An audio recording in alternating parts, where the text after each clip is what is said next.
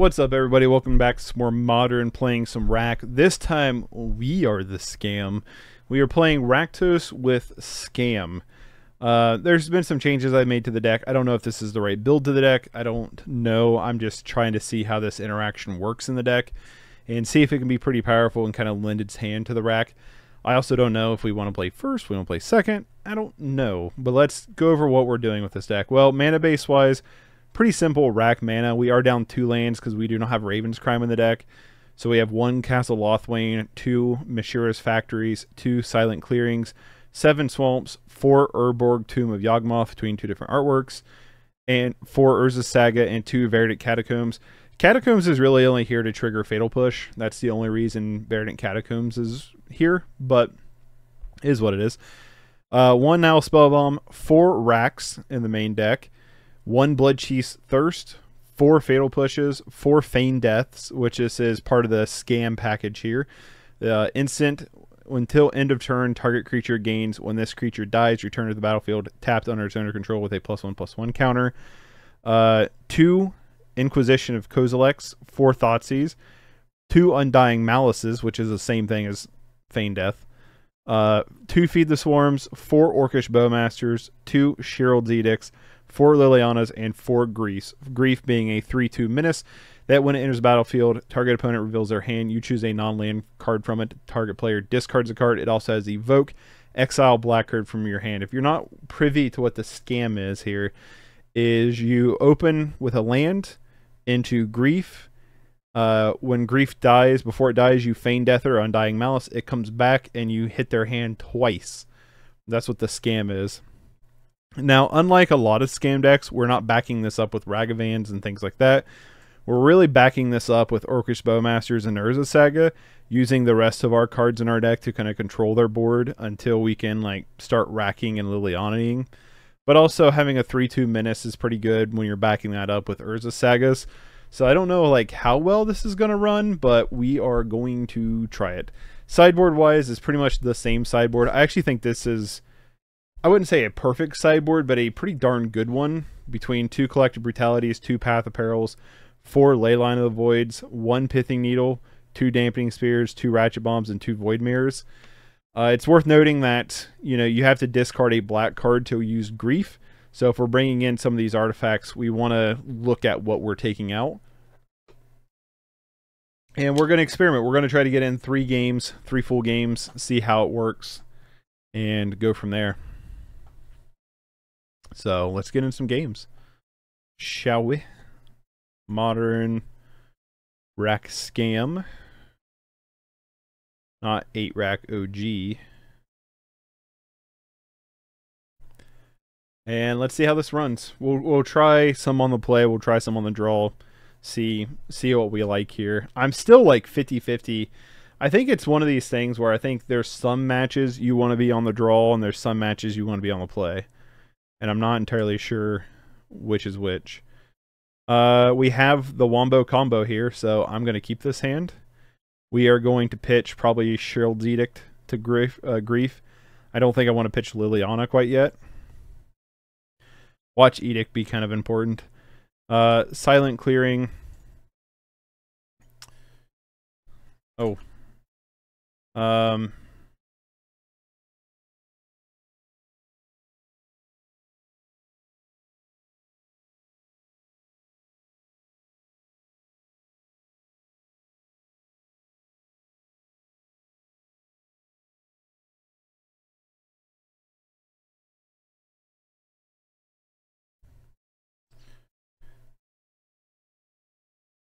Well, we're scamming right out of the gate. Ornithopter, Thoughtcast, Relic, Memnite. Is this that? Huh, I kind of wish we would have kept Sherald's Edict now. But probably just going to take Thoughtcast here.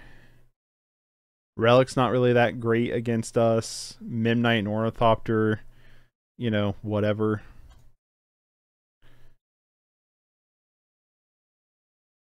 We come back, and I'm probably just going to take the Ornithopter here over the Relic. I don't know. Relic's kind of annoying. I'm probably just going to take the Ornithopter. So their hand... We did it. We scammed them. We took Ornithopter. So we know they have Memnite. Hold on. Darksteel Citadel. Mistfault Bridge.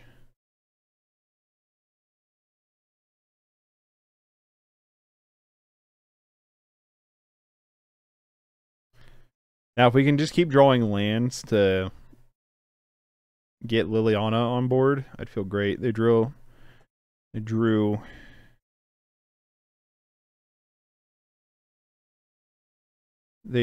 Ornithopter.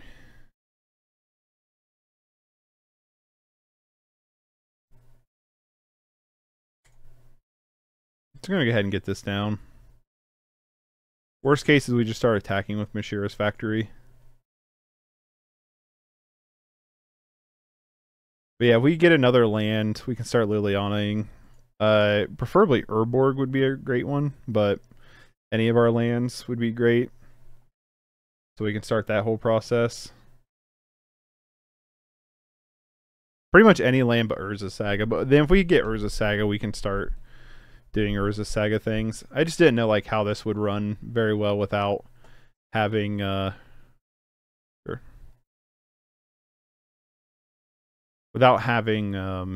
like Raven's Crime. Raven's Crime's like really strong, so we're kind of sacrificing the Raven's Crime for Grief, the whole Grief package. It's pretty good.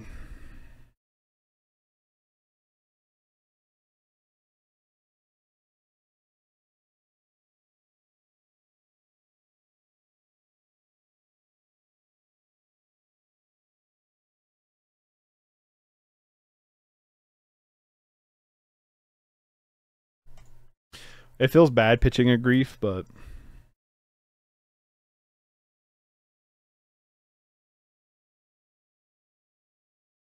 I don't want to like trust that we're gonna actually like land this Grief, so I'd rather just try to get Lily on board here.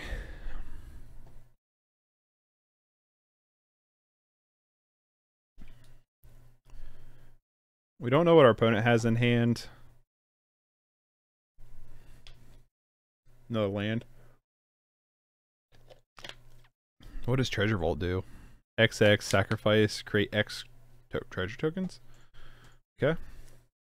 It is worth noting that they can draw a card off a relic beforehand.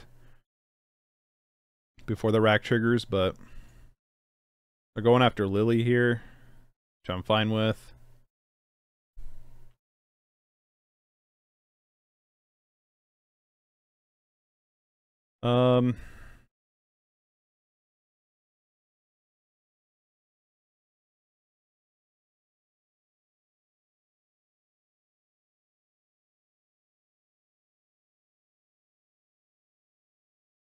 Let's go attacking first. Because if they activate the Urza Saga at the double block,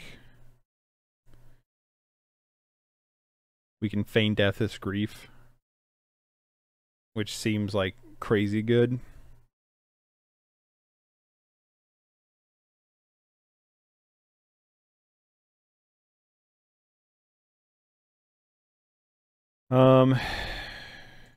Yeah. I just want to lock the game in.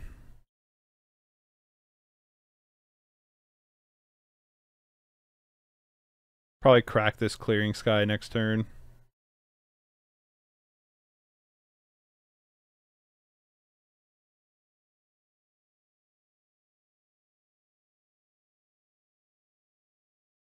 I guess I could fetch up like Life Staff, right? But then they don't get to create another token, but I don't know. Life Staff might be hard for us to beat, actually. Shadow Sphere, I mean.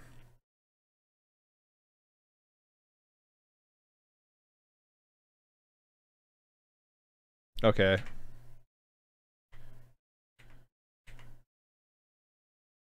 Guess I could draw to land, maybe.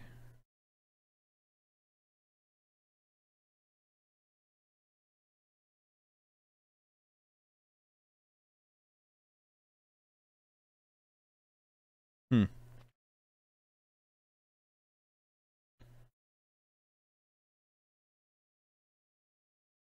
Springleaf Drum. That's kind of an interesting choice. Sure.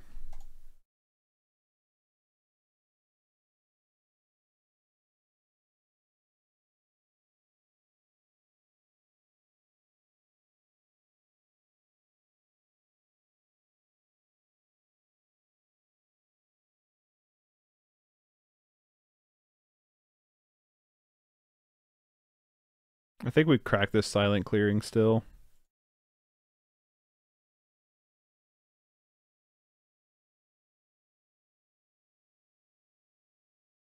Only sending the one at Lily is really interesting.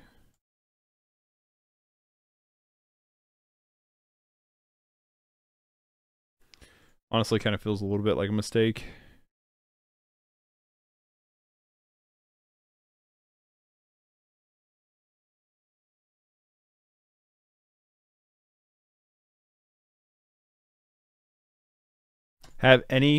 Please don't have 2 lands. Got him. Got him. Don't even need to attack, just pass.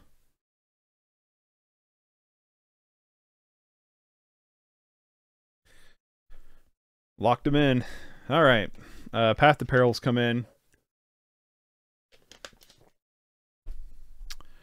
I'm still not 100% sure if Pithing Needle locks down Urza Saga or not. I'm not 100% sure. But I think I like just Ratchet Bombs and Path of Perils here and nothing else, really. I think that's fine. I don't like Sherald's Edict that much here. I think we can go out that. And then I actually think we can probably go out... All of our creature spells kill their stuff. I'm going to cut a Spell Bomb and 1 Liliana. Try it like that. Let's see how that works.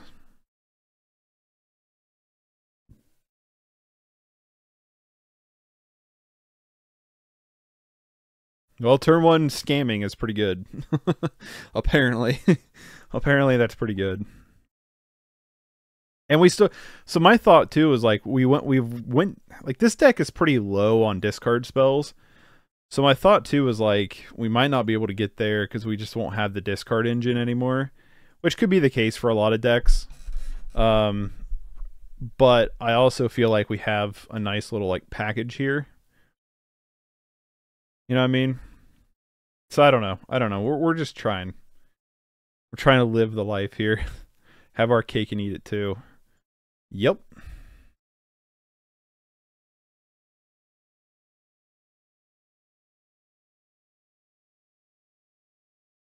They're on the play there. They might just empty their hand out. But we can at least stick a 4/3 onto the field. They could have counter spells though.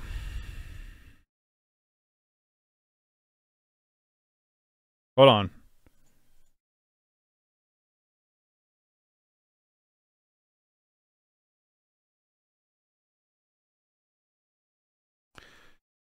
Okay, no, we can't. I was like, can we evoke on their turn? I don't think we can. Cast with evoke. I'm just gonna probably pitch one of the Path of Perils and keep Inquisition to mess with their hand even more.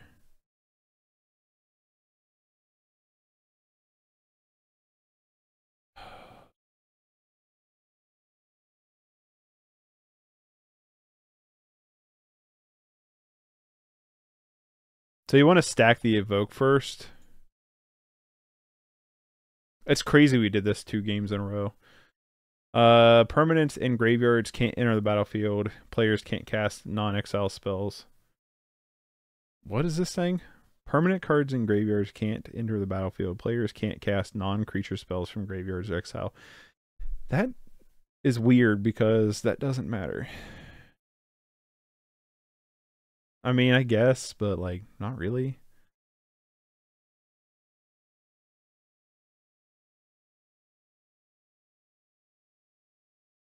I actually really don't care that much about Soulless Jailer.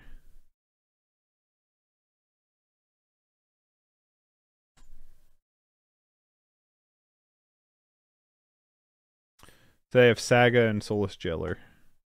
Because we have Path of Peril, so I really don't care that much. The only thing that the argument I could have had against it is the fact that Path of Peril does not kill our creature. That's interesting. Is that they can block with Soulless Jailer, like as long as they don't attack with this Ornithopter, but we can kill this Ornithopter, so not that big of a deal. Liliana being a dead draw Pithing Needle though kind of sucks, but not that big of a deal either.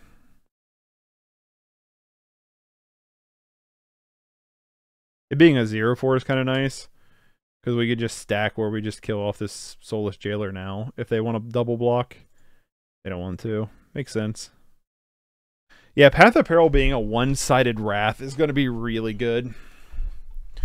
As long as it sticks. Turn off auto yields, because at their end step I want to cycle this Silent Clearing.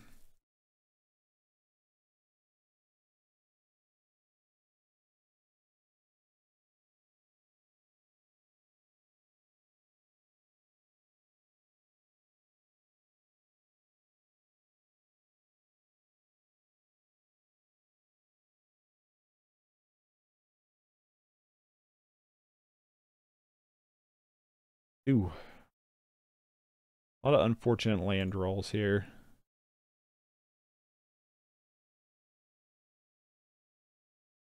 I'm not going to attack into this. Actually, I shouldn't have cycled that. I shouldn't have cycled that Silent Clearing. That was kind of dumb on my end. That was a misplay. For some reason, I was thinking I still have 3 mana on turn 3. So yeah, that was dumb on my end, because now we're just going to take 7 for no reason when we didn't have to.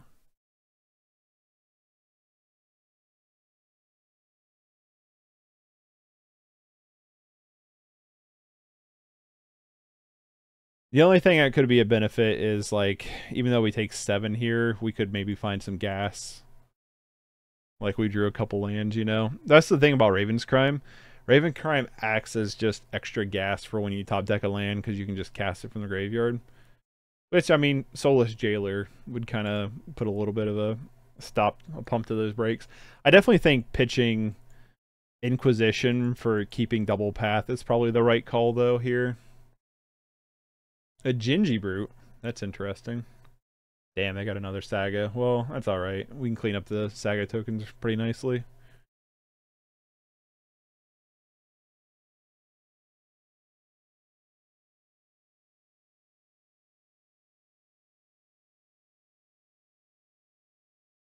No blocks with Ginger Brute's kind of weird.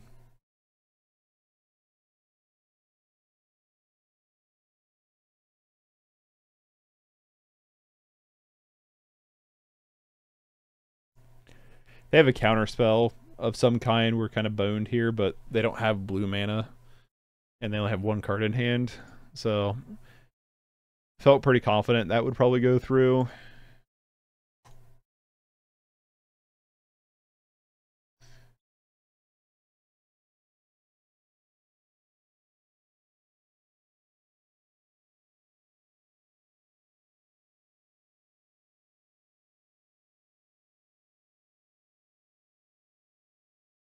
Okay, they're just doing that now. Sure.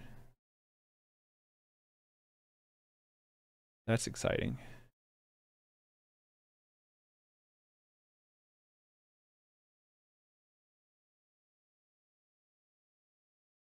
Attack you for 4.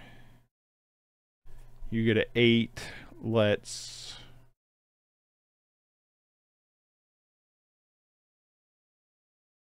Just gonna play a 4th land. Play a rack.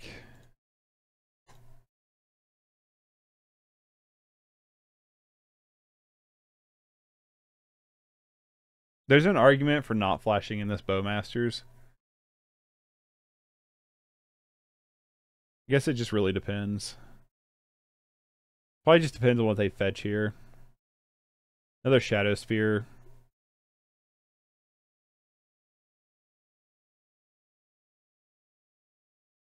Turn target creature's owner's hand, so they could bounce our Grief, which is annoying.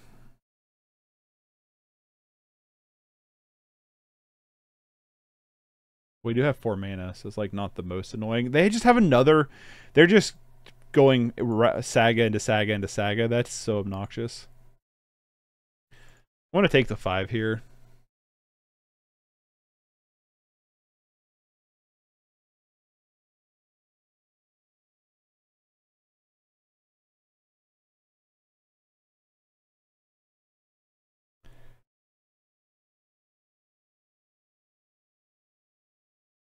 Feign Death is kind of cool.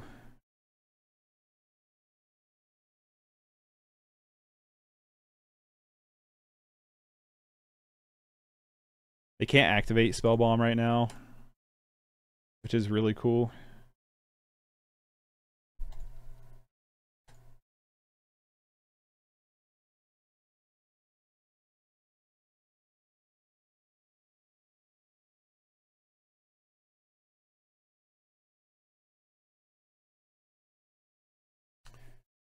I think we're going to get there, because unless they play a land, they can't activate Spell Bomb and a Saga token. Then we just kill them with Bowmasters. Yep. Okay. We got there. Tricky-ish, but we got there. I mean, yeah, turn 1 Grief is really powerful, apparently. Apparently. That's a thing that's pretty good.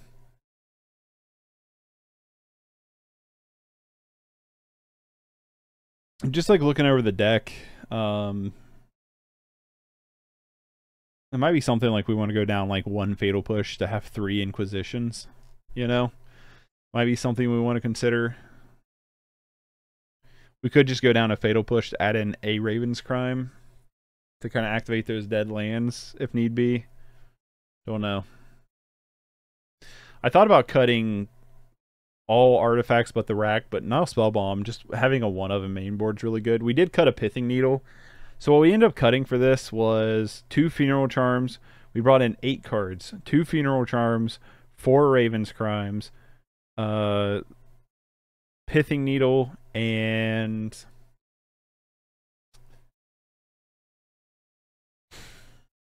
Wrench Mine. 2 Wrench Mines. Right?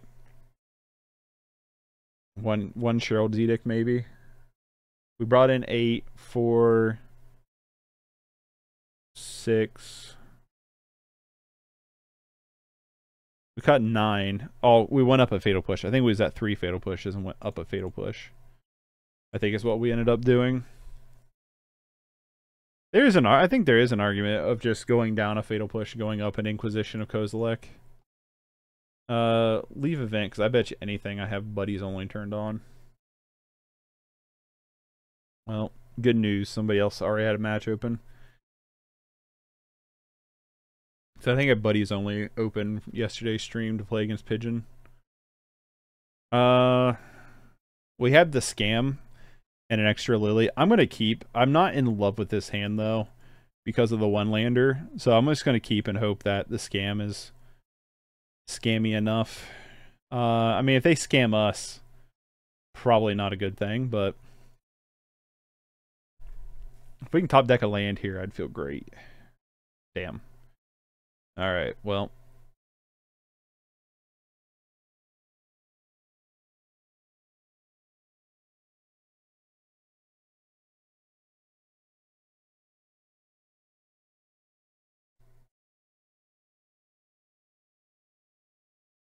Okay, what do we got here? Counterspell, Esper Charm, and Narset of Veils. I think we're just going to take Esper Charm and Narset.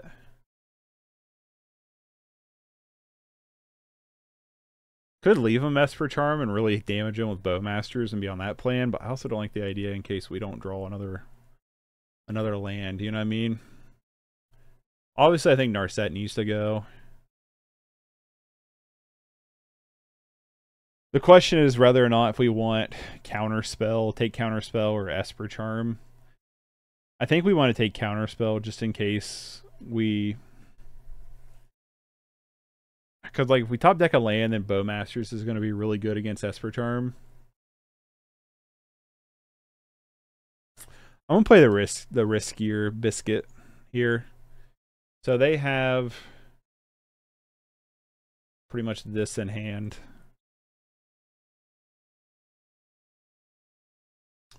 Can we top deck a land, please? Huh.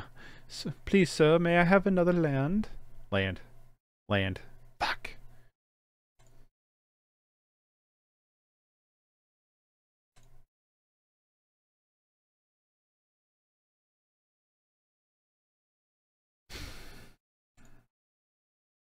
I don't think the rack's ever going to matter, but I'm playing it anyway because we don't have another land.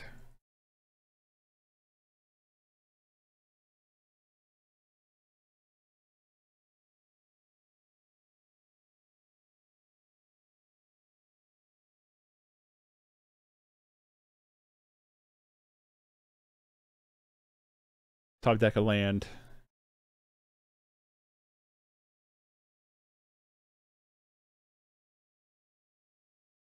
Damn it.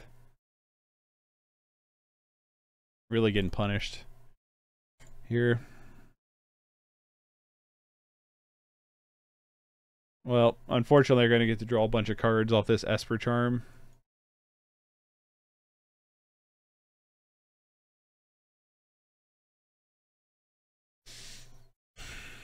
That's really disappointing.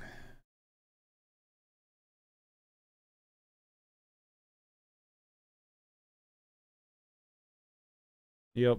Man, we could have punished him so hard for that. Damn, that sucks. That sucks so much.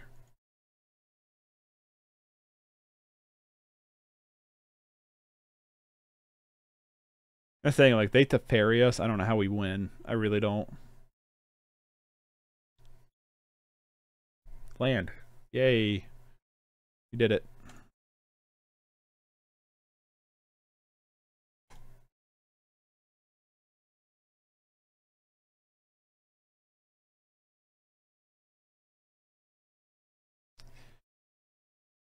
Kind of just staying on this Orcish Bowmaster plan now.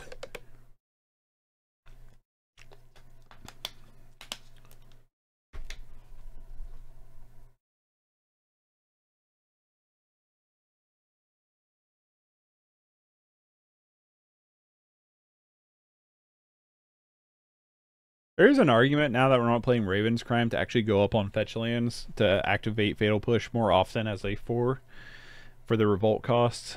That is a thing I think it's worth noting.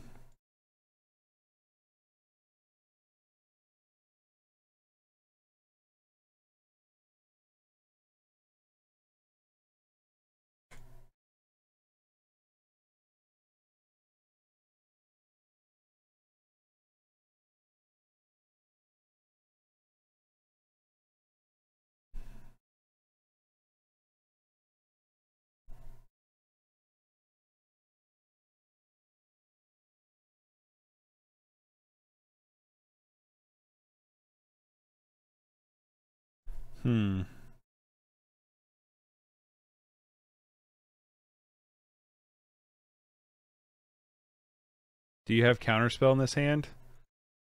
Yes.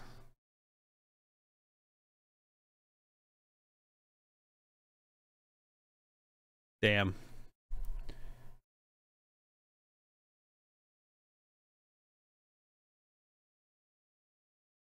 We lose our grief. It didn't matter if I tried Undying Malice or not.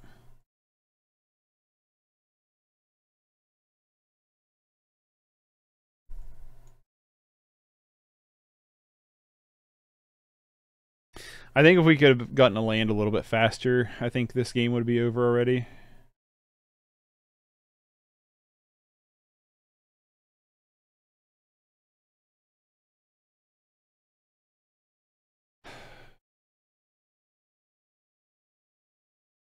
Trying to debate if I want to Orcish Bowmasters or Thoughtseize them here. I think I'll just hold up Bowmasters.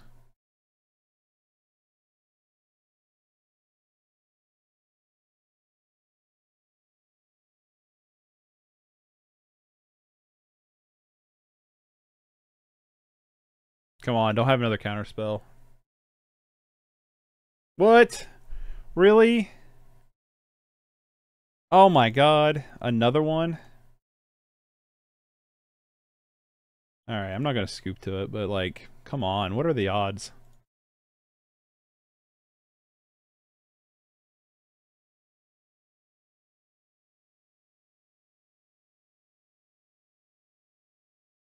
Us getting stuck on lands has definitely been a detriment to us.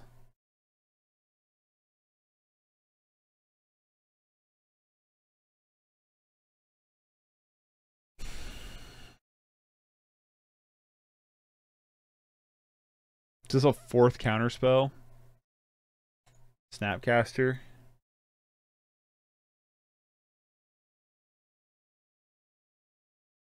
Picking up counterspell.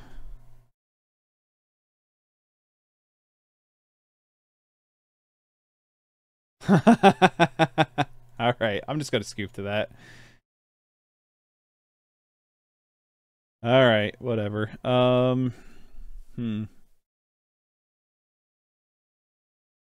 don't know what I like for this matchup, honestly. I think I like just our deck, I guess.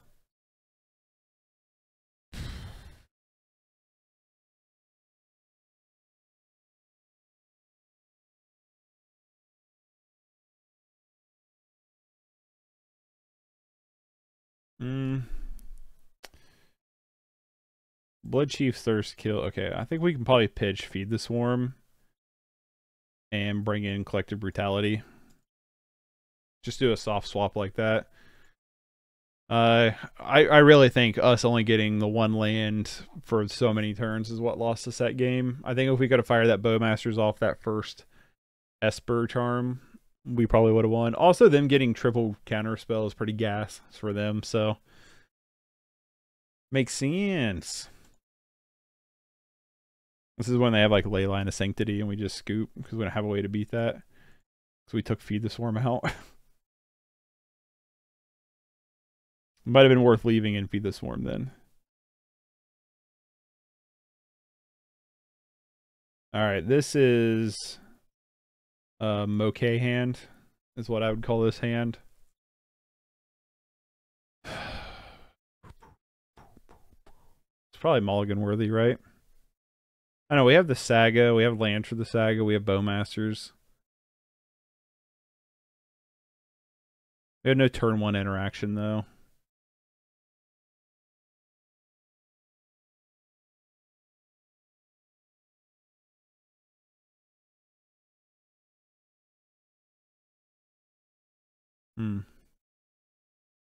This is hard.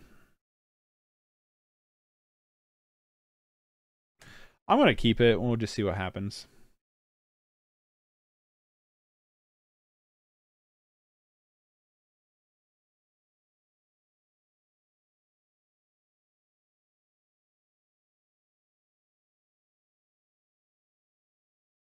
It's when they thought sees me.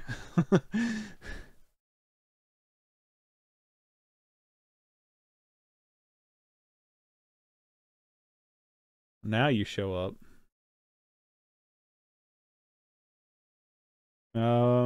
Always yield. And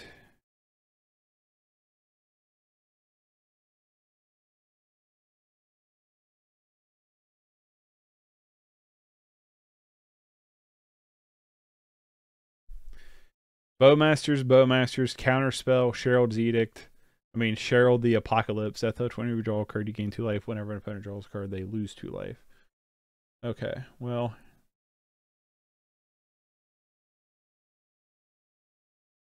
Get rid of you. And we will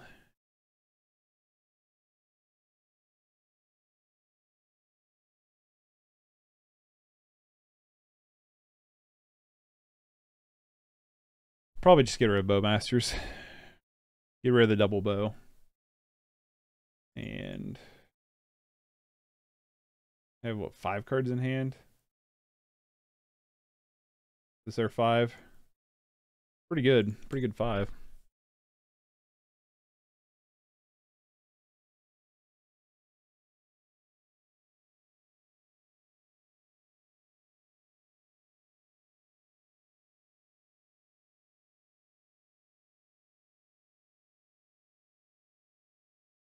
So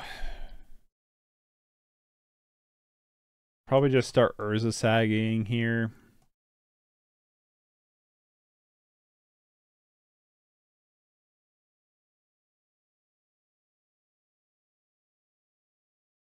I think we only have the rack to get with Saga though. We could get Spellbomb, I guess. It's something we could grab. We could grab Spellbomb, I suppose.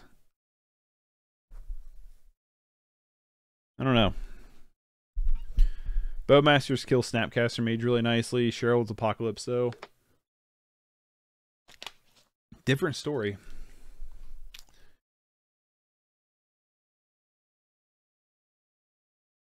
Could draw one of our million kill spells for it though, couldn't we?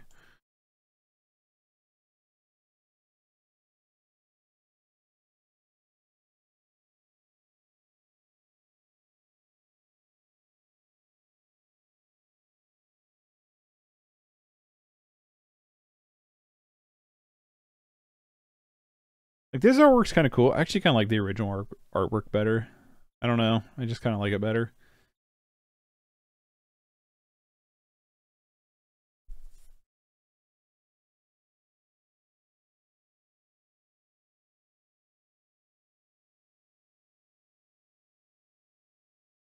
I don't know what our opponent's doing. Why they're taking so long.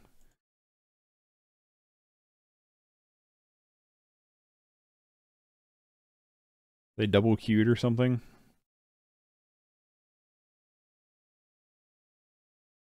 I don't think so.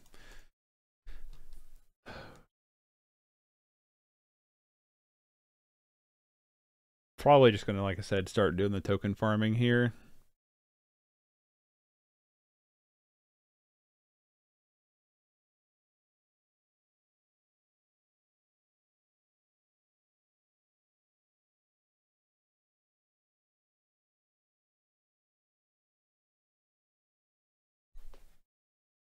If we get to play, that is.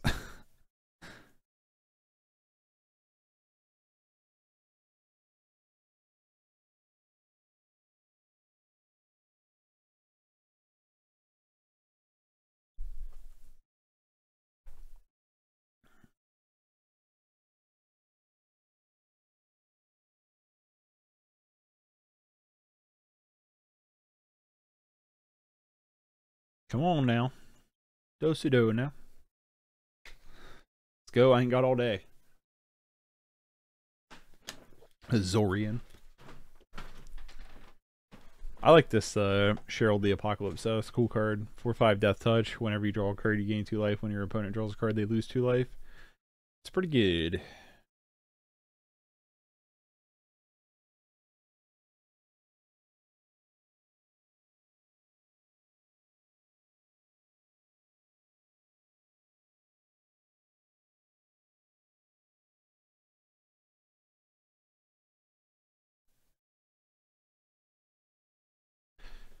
So they have the counter spell and the Snapcaster Mage.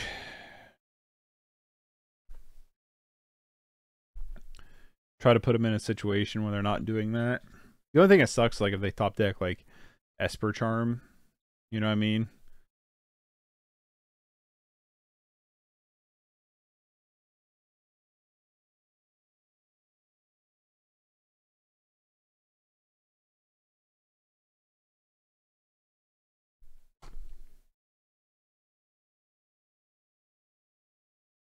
They're just gonna leave us on red, apparently.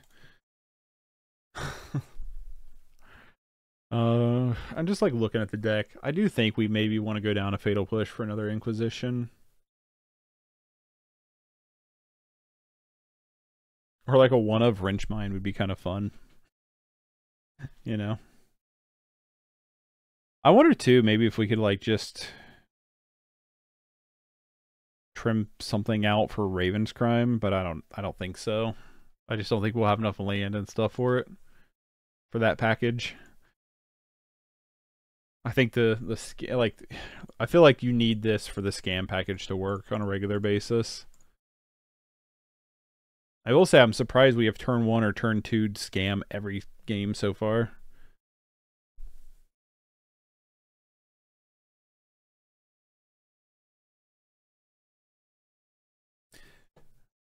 Let me look something up real quick. I'm curious about Torok. Dread Canter. I want to know what his kicker cost is. Isn't it just 4? It's like 2 black. Yeah, so it's 2 black. Cause I've thought about before about playing Torok Dread Canter in this list too. Maybe the next time I play this, I'll put in Torok Dread Canter in this list just to see how it runs. Put it as like a 2 of. Like we could trim out maybe a Liliana and a Fatal Push for 2 Toroks. That could be kind of cool.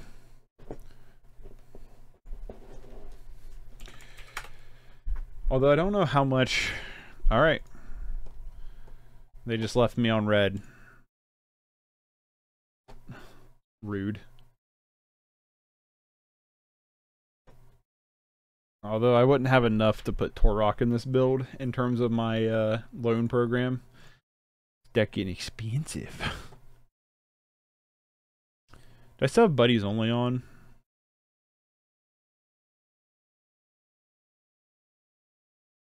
Yeah, I did.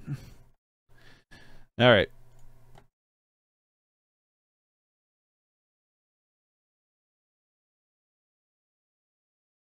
Damn it. I left to try to join that one, but... Alright. Let's try this again. Please don't leave me on red. Dragon fucker. That is quite a name. I'm going to keep this. This is like an old school rack hand. Let's keep.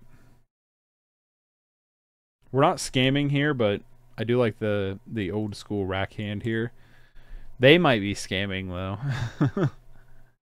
Uh-oh. Are they scamming? Halfling. Alright, so the question is, do we want to bolt the bird? And I think the answer is always bolt the bird. So... I shouldn't have let on Catacombs, because Catacombs could kill Yawgmoth.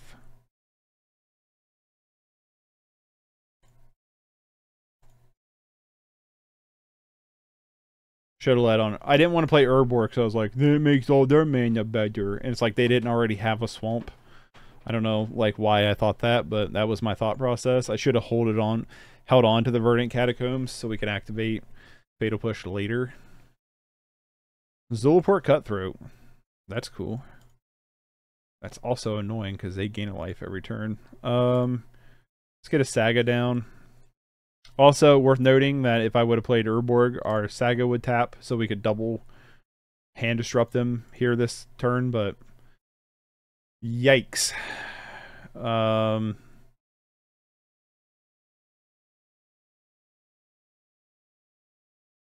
Yep, this is a bad hand. This is probably a hand we don't beat, honestly.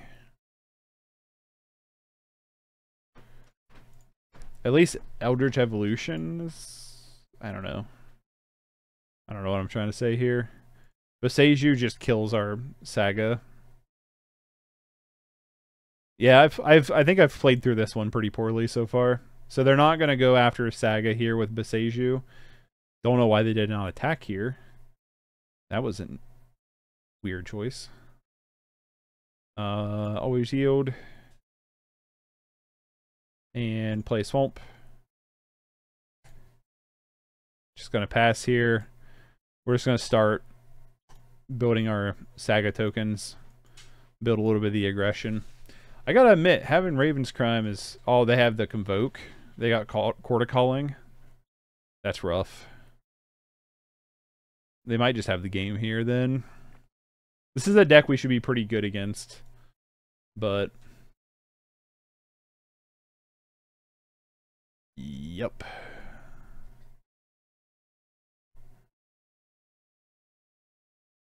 They Eldritch Evolution, and then they have... Alright, well let's make them show it to us. For the Eldritch Evolution, Young will go get... They can't get Yawgmoth with Eldritch Evolution, though. They can only get it off of Zulaport Cutthroat. So I guess it's not over quite yet. It's pretty gosh darn close, though.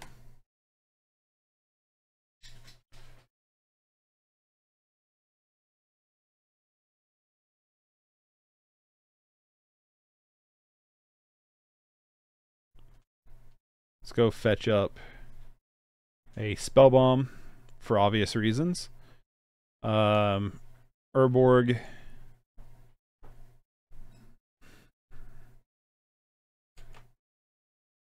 Do we want to Thoughtseize them or do we want to Fatal Push them? That, my friends, is the question. We know two of their cards is Eldritch Evolution. We don't know what their other mystery card is. So we could Fatal Push the Zulaport Cutthroat.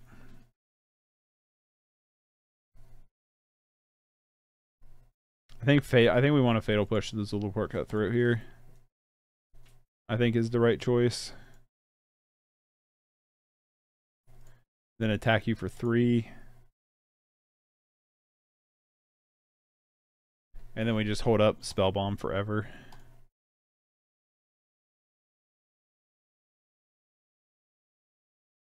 The Spell Bomb's going to put him in a really tricky situation.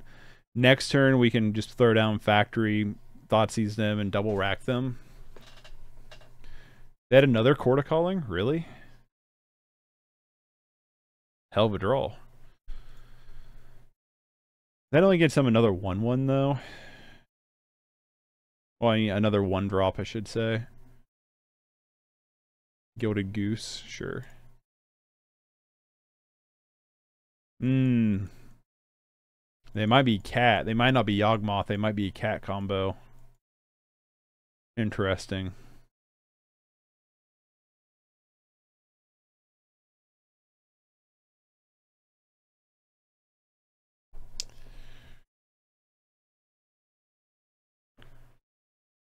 Sure.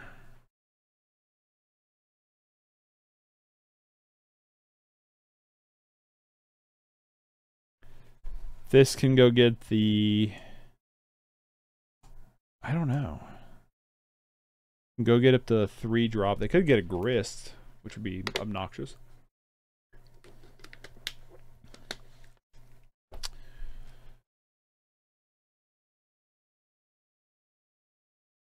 You get a Bowmasters? That's interesting.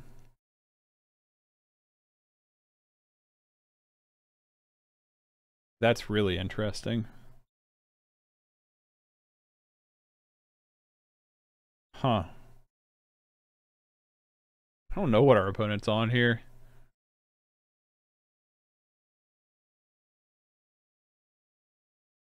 We know their last card is Eldritch Evolution. So let's just take it.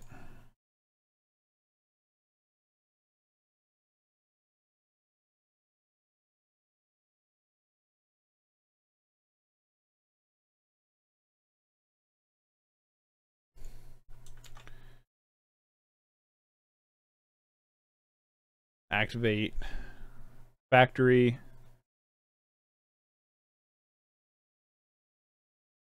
Attack you for a bunch. They block with Young Wolf, then I'll just pop this Spell Bomb now.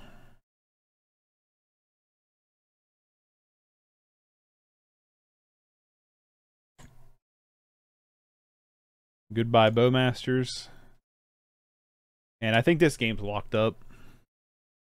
Unless they can go infinite off a top deck, and I don't think they can.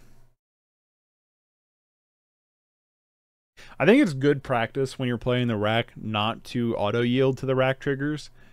Because I think it's good practice. Typically, we run Funeral Charm. So I think it's good practice not to do that. Alright.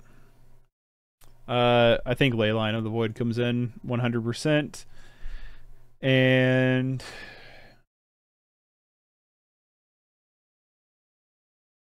probably just that. There's an argument for Pithing Needle. I think we just bring in Leyline of the Void. I like all of our cards though. Like literally all of them I'm a fan of. Probably just gonna hard swap out Liliana for Leyline, which feels really strange. I could probably trim out a rack for a Pithing Needle too. I like Edict to deal with Grist. I like Feed the Swarm. Path of Peril could be okay. But it's not like the best thing. I feel like Leyline, though, is probably the best thing.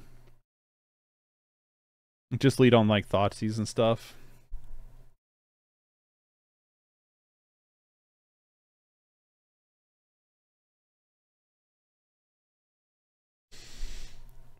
This is a really good hand as long as they don't lead on Thoughtseize, right? Like, this is a really, really good hand as long as they don't lead on Thoughtseize.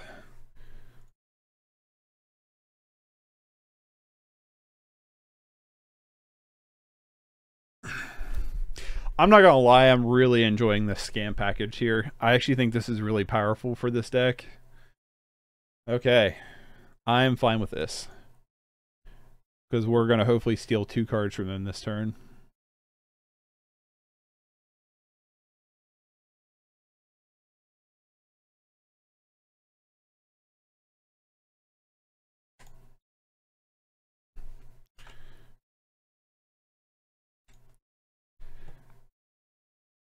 Evoke Grief.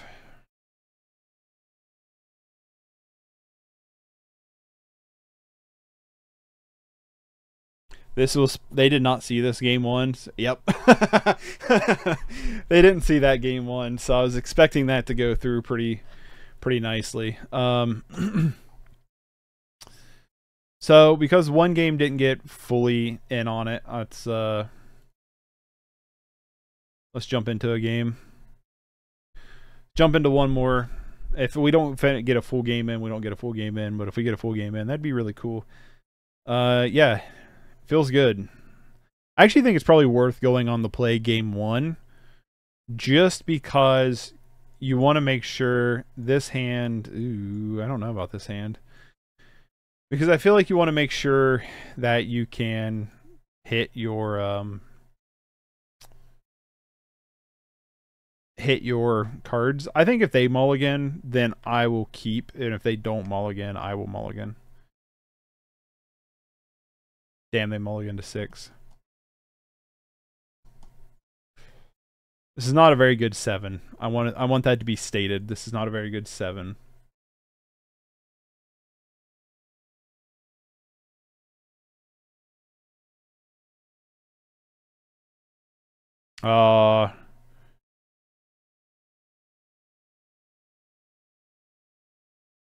Thoughtseize is actually not that serious. I don't. Maybe it is. They took our Thoughtseize from us.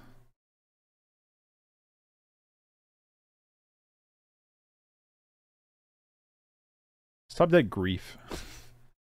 I wish you could pitch a rack to a Grief. I'm assuming this is scam. I'm assuming that's what we're playing against.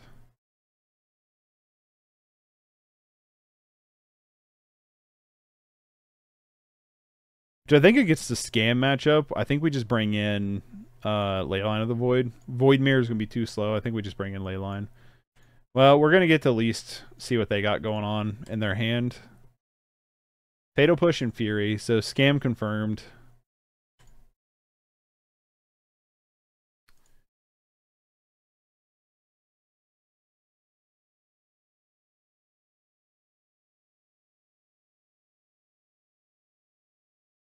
Get some more discard draws.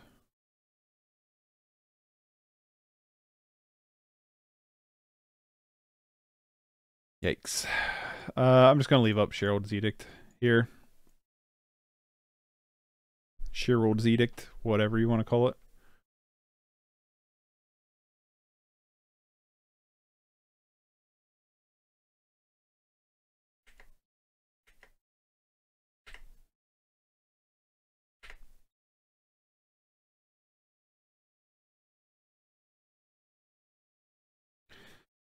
All right. We'll get a Saga here, and then I'm just going to use the Saga to play one of these racks and pass. Leave up the Sherald's Edict. They know we have this Edict, so it's going to be easy for them to play around it for sure, but you know what I mean? It's just one of those things. Still think it's good practice not to auto-yield to the rack.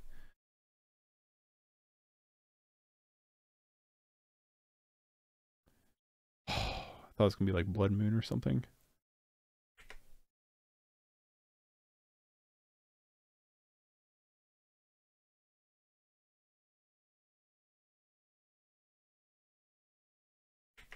Let's just get rid of this Seasoned Pyromancer out of the gate.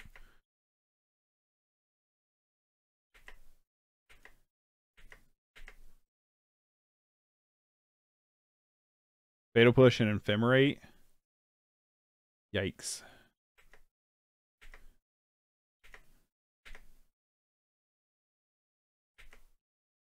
I think it's better than letting them have Seasoned Pyromancer on the field, though.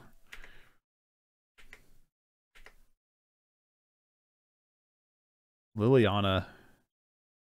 Damn. Oh, I think we can't play this Liliana, can we? Shit. That sucks.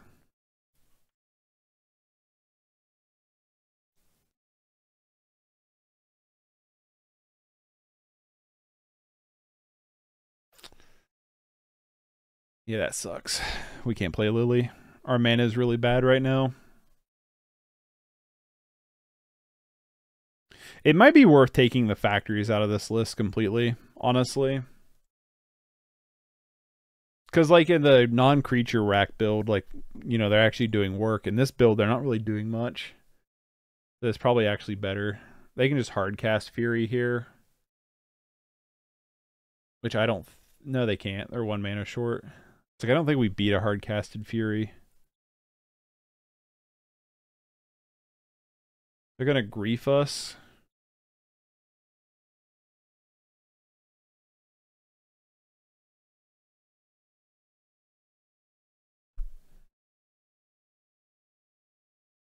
Our hand's really bad, opponent.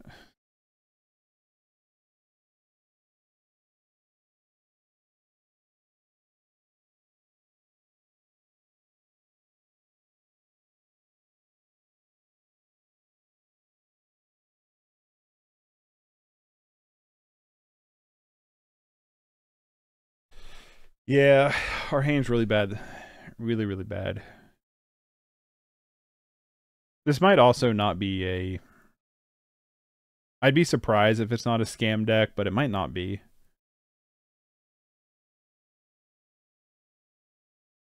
Might rely more on, like, Ephemerate. Can't escape this bullshit card, can I? Can't get away from it. Okay, Thoughtseize.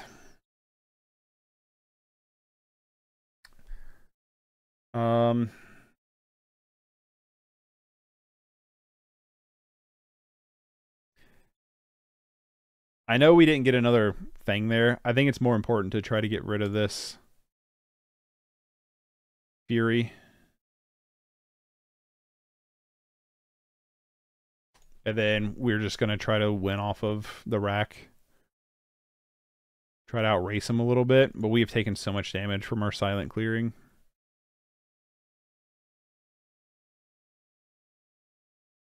If we can top deck a land to get this Lily down, I think we'll be okay-ish. I don't know. Grief is annoying. We know one of their cards is Ephemerate.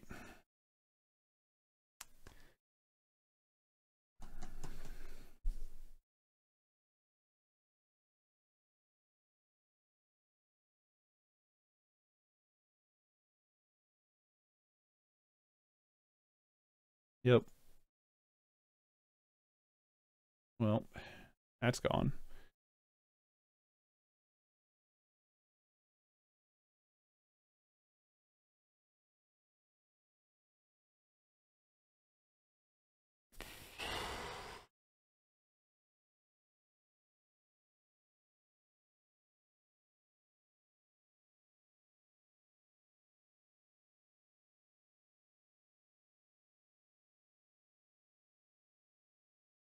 They gonna rebound this Griff? Because if so, that'll time walk us, like time walk them a turn. They decide not to. I didn't think they would.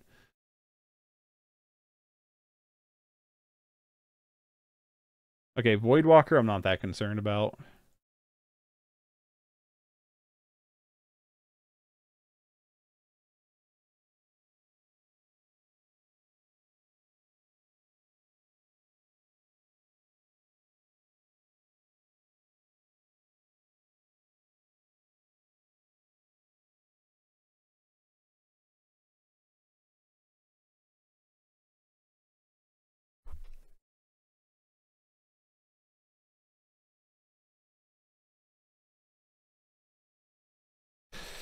This is close. This is kind of like nail biting.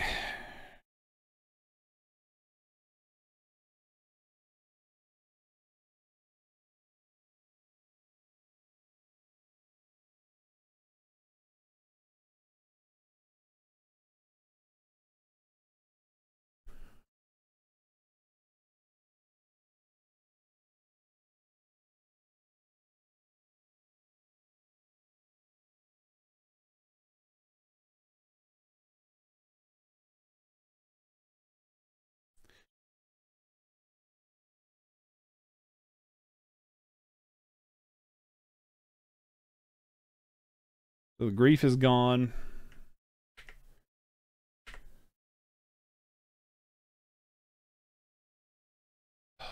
The question is,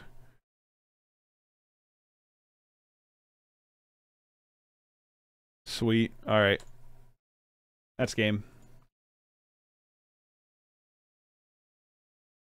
I don't think there's any way they can beat us. Watch me just die to lightning bolt off the top.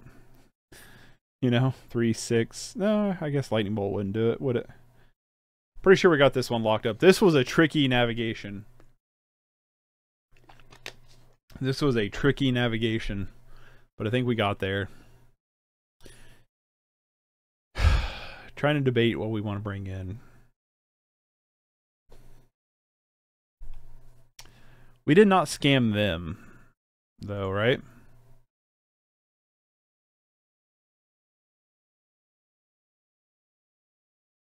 Okay.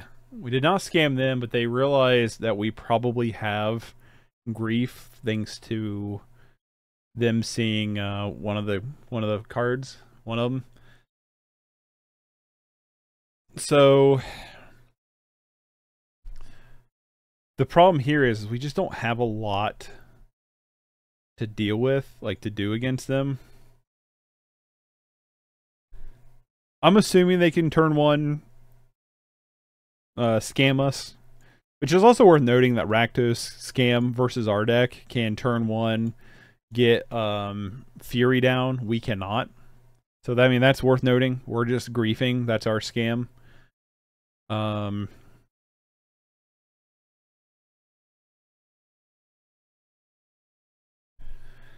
But I still think we want 6 undying abilities just to be safe. I think if we go down 2, it might not run as well. We could try it though. I just don't know what we want against them. That's the thing. It's like, I don't know what we want against them. Probably just leave it, I guess.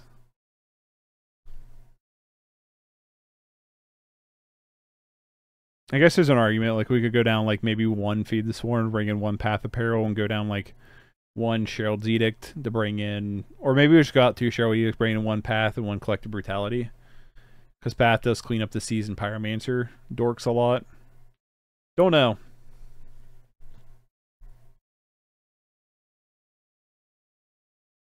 I do not know. Especially since we're on the draw.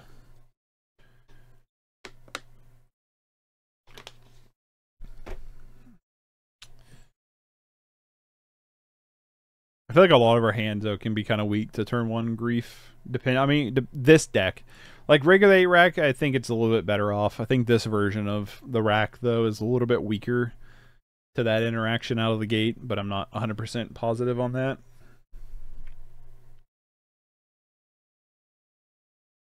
This is Mulligan. I'd like to see them go to 6 as well, or 5, preferably 4 or 3, but we'll see. But yeah, this is totally a mulligan.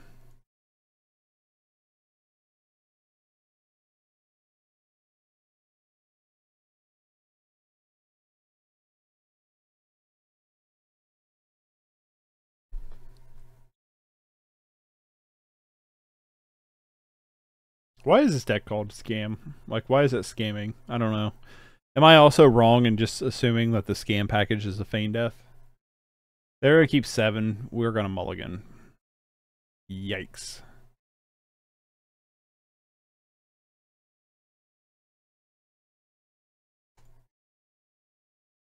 All right. Bottom U.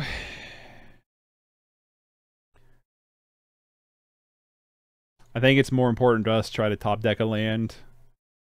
But, I mean, if they turn one scam us, we're just kind of boned.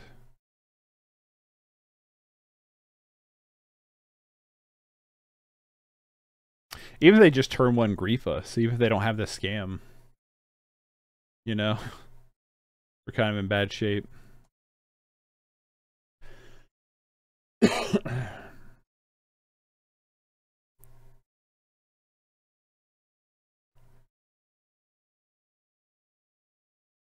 Really hope we can top deck a land. How many times do I bottom a card from what was in our hand and top deck into the card we bottomed?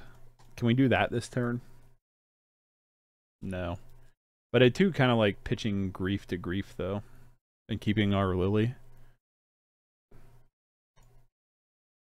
But I still think we pitch our Lily.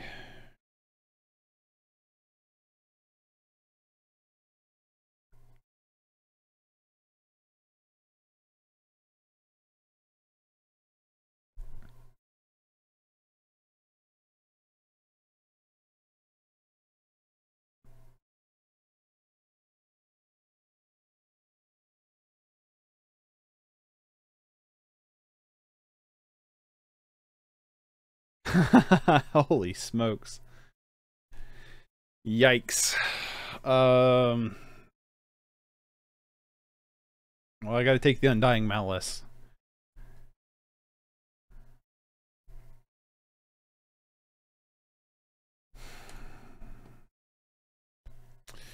Yeah, I would have kept that 7 too. Probably just gonna steal one of their Furies. It's either that or Grief. Our hand's really weak to Grief, so I'm just gonna steal there.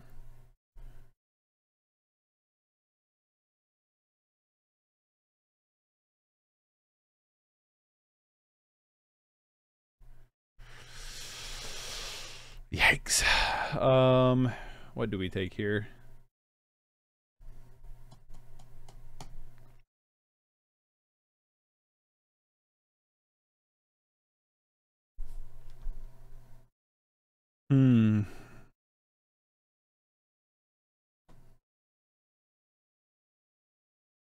Oh, sorry.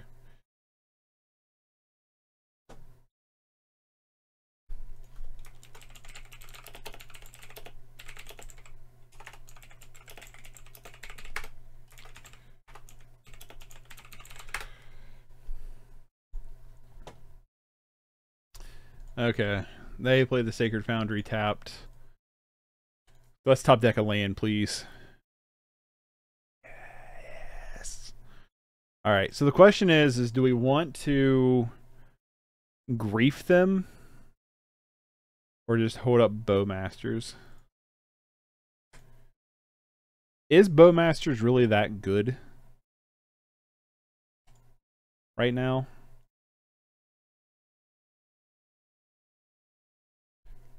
That's the question, isn't it?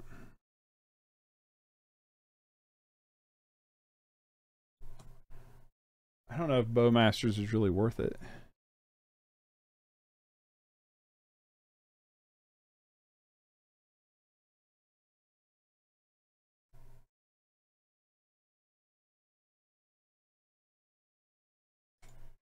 Alright, I'm gonna do it.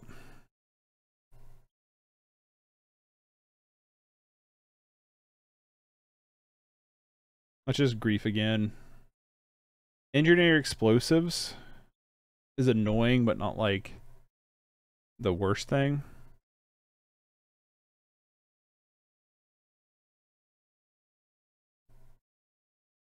I still think we just take Fury from them.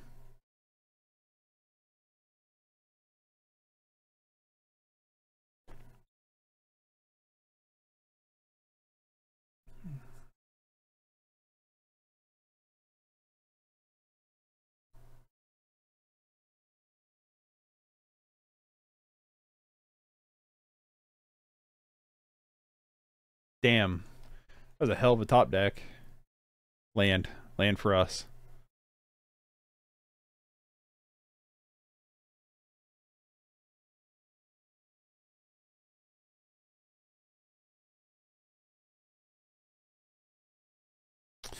Probably gonna lose this game.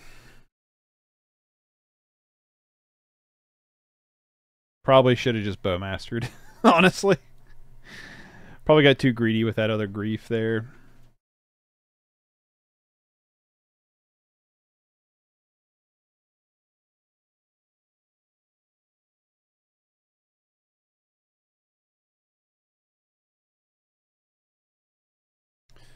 Dashed Ragavan too. Damn. Yeah, our opponent's gonna win.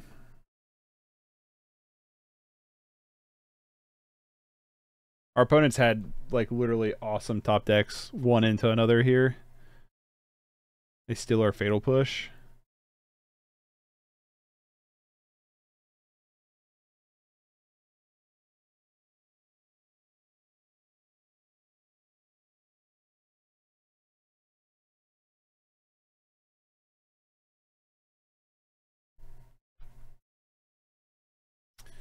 Let's just get a rack. It's the best we can do.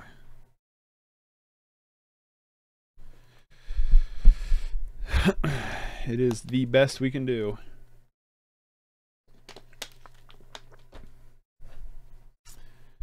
Maybe we'll get lucky and top deck something to kill this Ragavan with.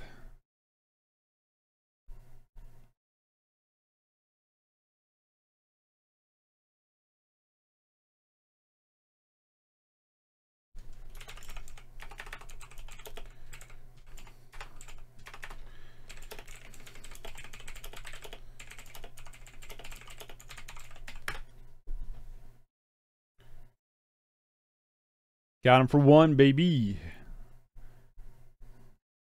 Problem is Ragavan keeps going back to hand. If I was them, I would just keep attacking me with Ragavan. I wouldn't do anything else. Until I interacted with Ragavan, I don't think I would do anything else against them. Like against me, I should say.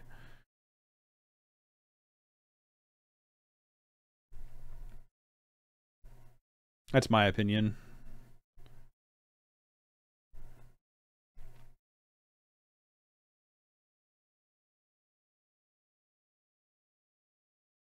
Just hold up cards, keep out of the rack, just keep Ragavaning every turn. That's what I would do. I think it's the best line of play. Could be wrong. Could be wrong. I didn't realize every time I clicked on the chat over there, it opens up, swaps me tabs here. We are massively ahead on time of our opponent, but I think we're going to go to time. I also don't think it matters because it's just PTQs, but practice tournament queues. Or is it tournament practice? I think it's tournament practice. What it actually is. I also need to turn this down because I am a pasty boy. Beautiful day outside though. Hot, but otherwise pretty nice. So they're going to go with grief here. I think this is the wrong play. I mean, I guess like their thought is like they could outrace the rack, but I would have just held on cards and make the rack really bad.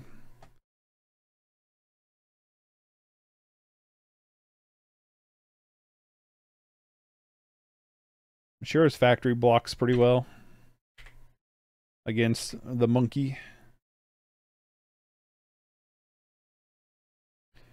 We know one card in their hand's Ragavan out of the two. Problem is we need to find something else to race them with. It might also be worth letting them connect with the monkey just to be able to block and activate Mashura's Factory to keep Mashura's Factory. It might be worth it. But it also might be worth just getting rid of the monkey out of hand for the rack. So I don't know.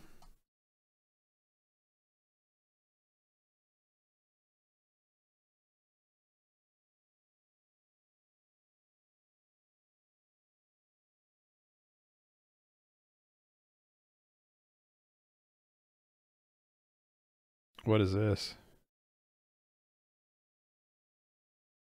Yikes.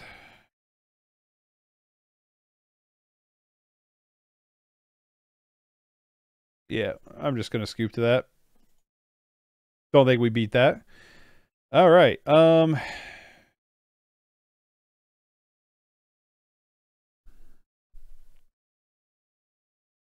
like Cheryl just because it's instant speed. I don't think we need Blood Chief's Thirst. I want to take that out for a Collective Brutality, I think, is what I'm going to do.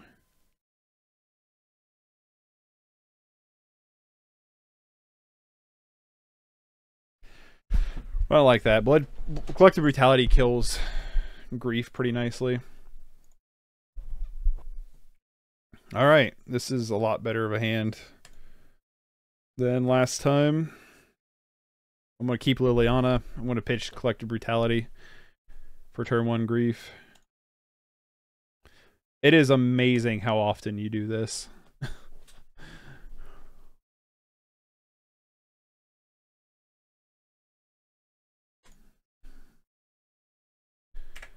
All right. Engineer Explosive, Blood Moons, Undying Malice, Orcish Bowmasters. It's an annoying assortment, but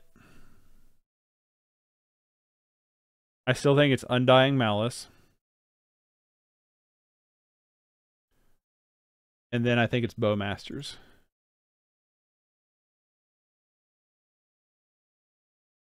I'm not that concerned about Blood Moon. I'm not that concerned about Fury. So if he wants to Blood Moon if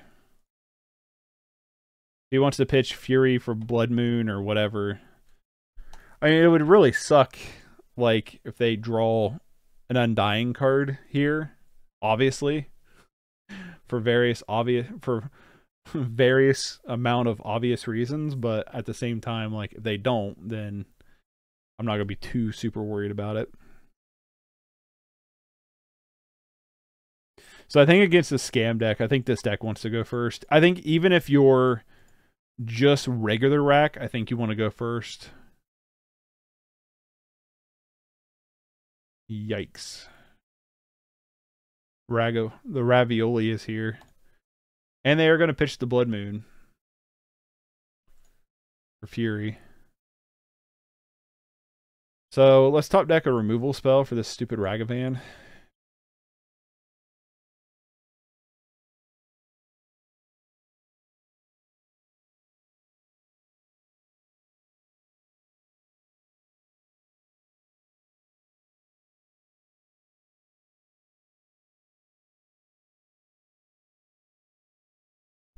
That's annoying.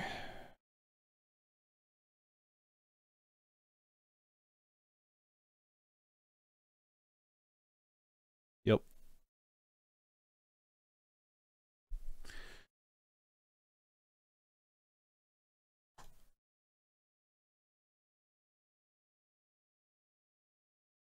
Well, they're going to connect with the Ravioli here.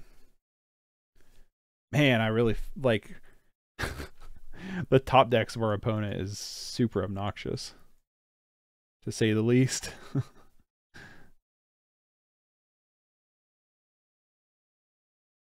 Very good, very annoying.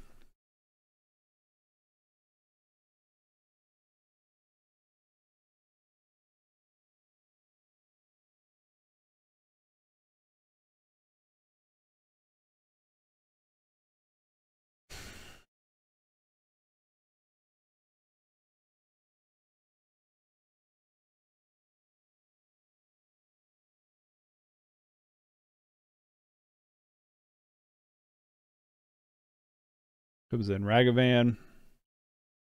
Yup. Oh, they jacked my Bowmasters. Motherfucker. I'll scoop to that. Alright, so we lost the Scam. They could out-scam us. I think this version is a little bit worse against Scam, it feels like. Just because they're doing what we do, but better, technically. I think in this version, I think Factory comes out and we just go up Swamps. Maybe Catacombs. How many Catacombs we got? I think we go up some Catacombs here. I don't think factory is where we really want to be at with this list. And then I think our problem is we don't have a good amount of like instant speed deal with creature cards, which is why I think Ragavan is pretty good. Do I have any dismembers? I don't think I do. I don't. All right, well, I'm not gonna have enough tickets to get dismembered because grief is expensive. Yeah, let's talk about the deck. I think Mashira's Factory needed to come out, or something like Catacombs. We lost to Scam, but we also lost game 1 to what's its face? You know? You know what I mean?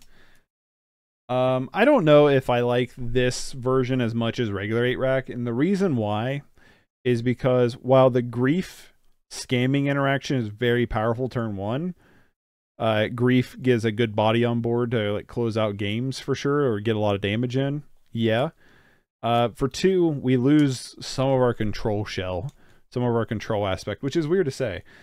We lose some of our instant speed interaction. So let's look at the regular rack build here real quick. This is like a more regular rack. I've actually went out expedition map altogether, just as a heads up. But we lose Funeral Charm, which is really, really good against Ragavan. We also lose our Raven's Crime, which is just a really, really good keep your opponent's hand empty. So those are 2 things we lose. We also lose Wrench Mine, which I've been playing Wrench Mine. It's just not in this version of it, but I've been playing more Wrench Mine, and I think Wrench Mine is really strong too. Where is like the last rack I played? Oh, it's up here. This is the last build of the rack I played, which I was out of expedition map here too. But yeah, so like this version, like Wrench Mine's really powerful, especially against Scam. So yeah, there's a lot of cards here that feels a little bit more interactive, feels a little bit better against that kind of build of the deck. Where this deck, Rack Scam, I'm gonna play this again later this week.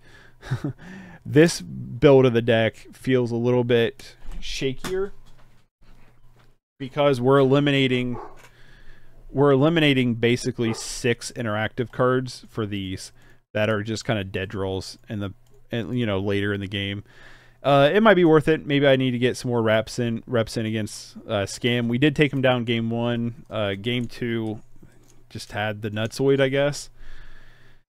Not game 2, game 3. Game 2, I feel like I maybe piloted it kind of poorly, but I still think there's something here. I think this Scam package for this deck is pretty solid, and I would be trying it again. So I normally do this live. I wasn't live this week, but normally I do this live. So if you want to be notified anytime I go live, be sure to subscribe with the bell notification turned on.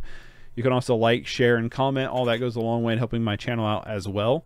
But if you want to be notified when I go live, the best thing to do is turn on the bell notification for all notifications. Then you should be notified when I go live. Also, if you want to support the channel even further, you can consider becoming a member. 99 cents a month gets you access to our community Discord server, along with your name at the beginning and end of all streams. Your name turns green in the streams, you get a little badge next to it, and you get custom emotes, all for 99 cents or $1 a month. So that's a great way to support the channel as well, and I'll catch you next time. Bye, everybody.